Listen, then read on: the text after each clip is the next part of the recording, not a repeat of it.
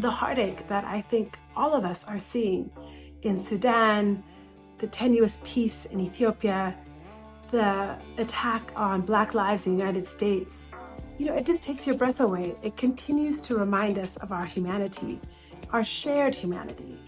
And last week I read an article by Kenyan writer Nanjala Nyabola, and her title really, really struck me, and it really made me pause, and that's why I wanted to have this conversation with you. She wrote an article entitled, "In a World on Fire, What Do We Owe Each Other?" Nanjala posits that, in the very least, we should be concerned about issues beyond our boundaries, and that our fundamental obligation to anyone who considers themselves a global citizen, our fundamental obligation is to be concerned. She's my Luna, a special lady. She's the only one, my favorite. Selam and hello everyone. My name is Lilly Piper, and thank you for tuning in today. I am so glad that you've tuned in this April, the last week of April. I cannot believe that we are already, is it a third of the way through 2023? I mean, Happy New Year, everybody. I mean, we are at the finish line, it feels like. The time is flying. We are just, speeding through this year. It's kind of incredible. But I just wanted to take this episode to just pause the show a little bit. As you know, I typically have a guest here on the other side of the mic, and I'd be introducing them right about now. We'd be getting into it and talking about their wonderful work and ideas. But this week, it's just me and you having a chat, friend to friend, heart to heart. I wanted to just pause the show a little bit and talk to you.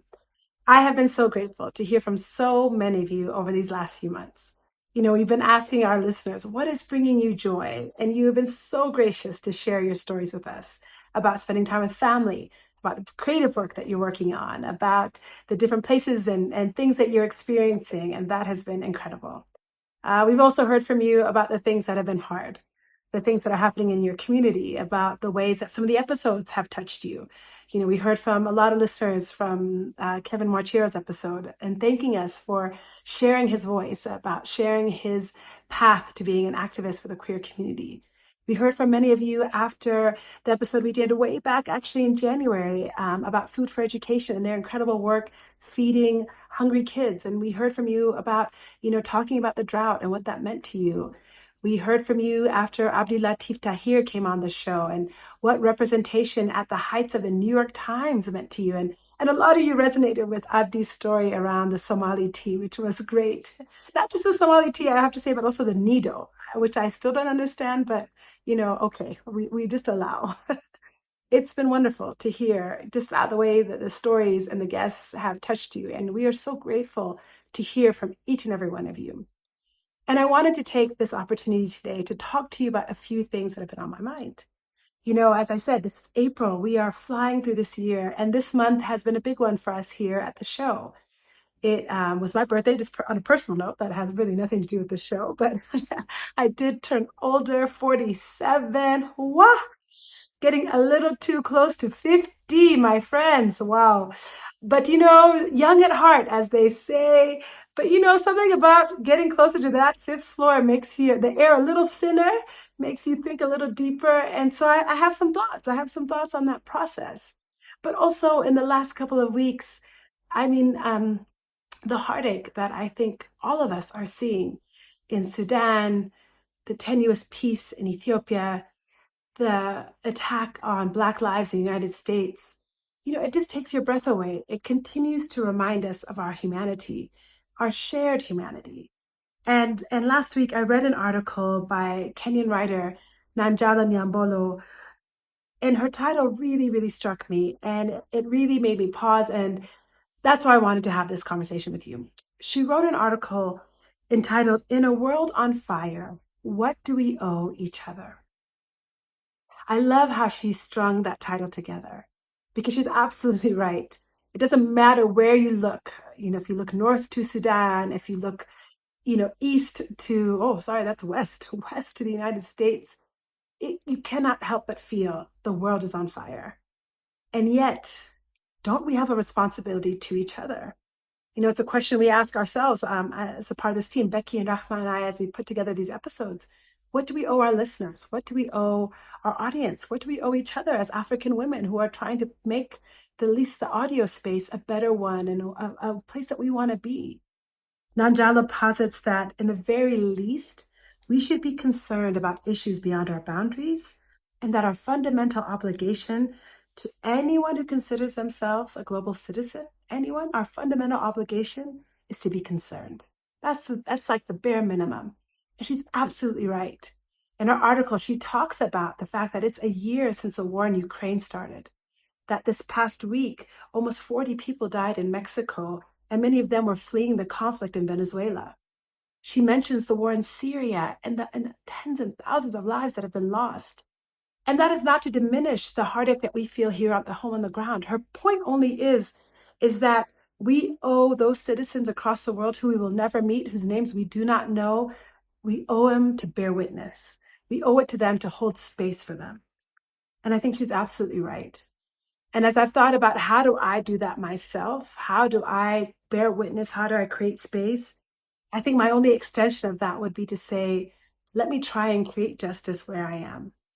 God has not given me influence everywhere, but he has given me influence somewhere, in some places, certainly right at home and just in my little family, but also in other places. And how can I, in this world on fire, bring some water, right? How can I bring some relief to the places and the communities and the people I care about? As I think about Ralph Yarl, this young 16-year-old Black boy in the United States who was shot 2 times, once above his eye and another time in the shoulder, simply because he rang the wrong doorbell when he was going to pick up his twin brothers. When I think about Ralph, I'm struck by the violence against Black lives that continues to persist. And I'm still asking everyone I know, do Black lives really matter? But I'm also struck by the fact that his family immigrated from Liberia to the United States, just like my family immigrated from Ethiopia. Things are not that different. The issue is not that far. Bearing witness to his story bears witness to my sons, who will soon go back to the United States where they have never lived, where their lives hang in the balance. I cannot tell you the genuine trepidation I feel as a Black mother about sending my sons to the United States for the first time on their own to live in a country that does not value their lives, in a country that sees them as a threat first and as a human being second. And by bearing witness to Ralph's life,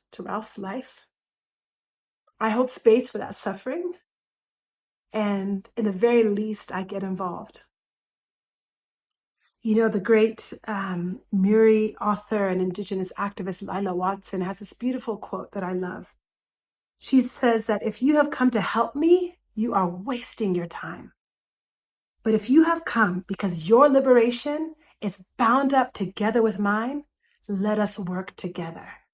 That's just it. See, liberation and justice cannot be an act of charity. It cannot be a savior mentality. I act because my liberation is bound up in Ralph's freedom.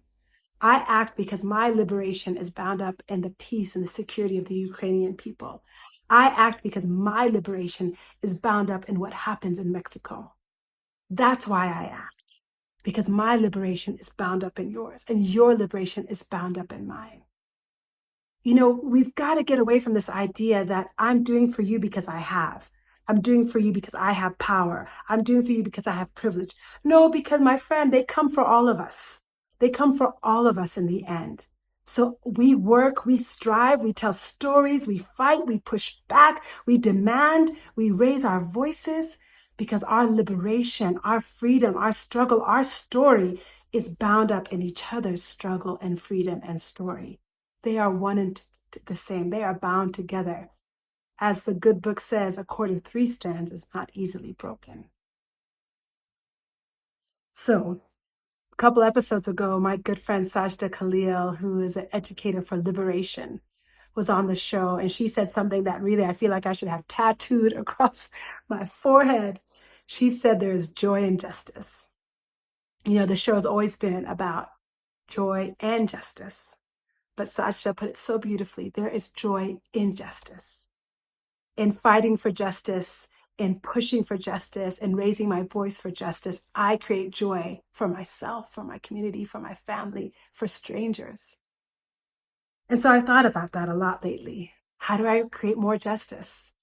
The joy will come. It's there. It's going to be there. It's like when you mix, a cappuccino, the foam eventually comes to the top.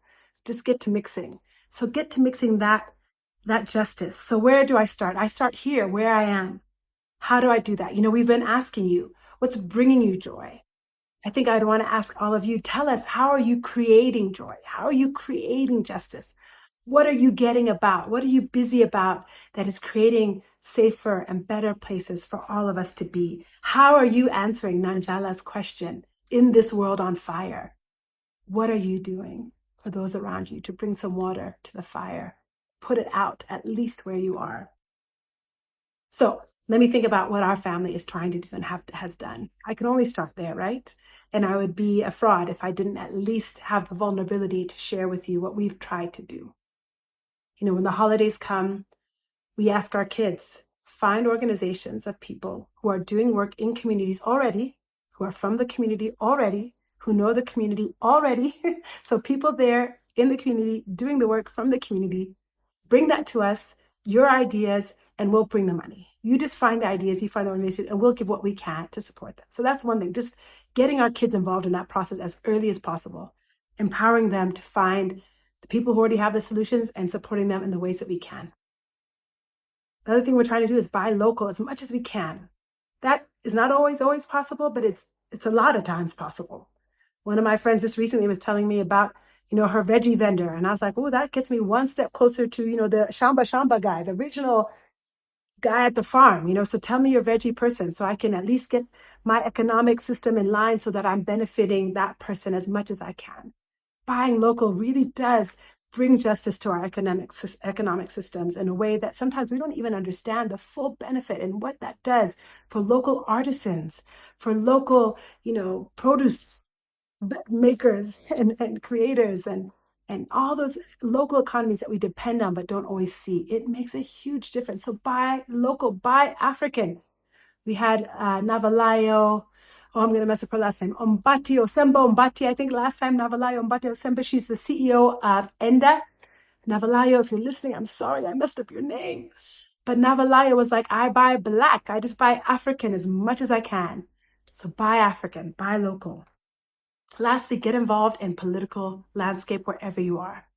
Can feel so helpless to see what's happening, But like on behalf of the heartache I feel for Khartoum, I am writing to lawmakers in the United States. I am writing to senators. I am writing to the district attorney in Ralph Yarl's case, demanding justice. I am writing and getting involved with Amnesty International here. So if you don't know where to start, go to Amnesty's website and look up a chapter where you are. I promise you, it's the lowest bar to entry. They will sign you up. They'll get you involved. They'll give you a way to respond with a call to action right now, wherever you are in the world. If you are in the United States, look up your senator, write to them. They will write you back, or they should call them, call the district attorneys. If you're here in the continent, I don't even know. Honestly, if I was in Ethiopia, I don't even know who you would call. But you can call those representatives, get involved, spend 10 minutes off of TikTok and find out who can I call to raise my voice. Whose liberation is also bound up in mine that I can hold accountable at this moment in time. How do I create that justice? How do I create that joy?